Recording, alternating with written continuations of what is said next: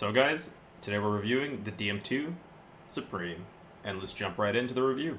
So the DM2 is essentially a ergonomic mouse that is best fit for claw grip or palm grip. It contains a coating that is matte black, and it is actually quite a bit of an oil magnet, but it is extremely comfortable. And as you guys can see, it has a bit of a pinky slash rest on the end, which is very, very good for people that want a super comfortable mouse, assuming it fits your hand size. Personally, I find this mouse very, very comfortable for me, and I played quite well with it.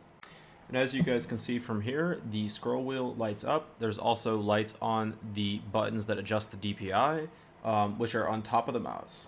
On the back, you can see that there is a light as well. This, I do believe, will be controlled by software, but as of right now, there is no software for this mouse.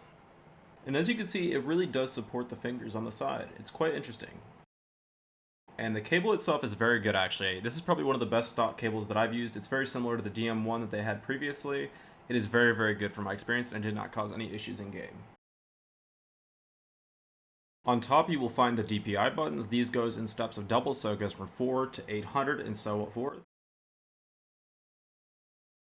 The scroll wheel is actually quite good. It should be a 24-step, and honestly, it's one of the best I've ever used. I've never had any problems, and it's very silent. So guys, without further ado, let's drop a sound test.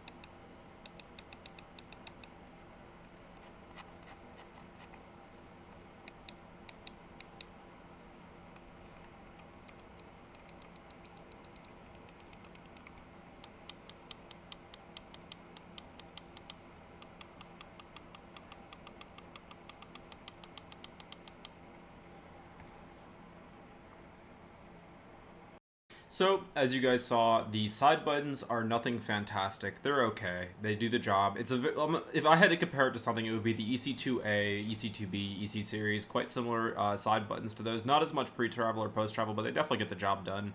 The scroll wheel is among the most fantastic I've ever seen. It's really, really good. Silent as can be. It's honestly super quiet and really, really comfy to use even for web browsing. So the left and right buttons are actually quite good. I have to say I really enjoy the feel of 1 out of 20 million switches. And in terms of the left and right sounding similar or different, they sound exactly the same. One's maybe a little bit more hollow on the right, but it's not too bad, and I haven't noticed any problems so far. Overall, despite the side buttons being a little lackluster, I give them an 8 out of 10 for clicks.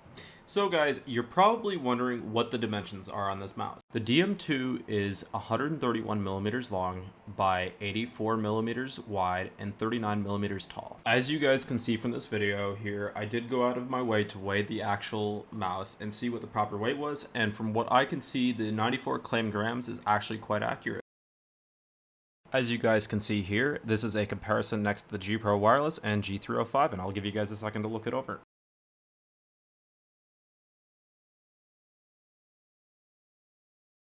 The sensor used on the DM2 Supreme is the 3389, which is considered the top-end optical. I had no issues with liftoff distance, it being set to 1.8, and I had no issues with the actual mouse spinning out. While talking about the sensor, we also need to talk about the mouse feet used on this. They are not PTFE, they are in fact a plastic, but they do work quite well.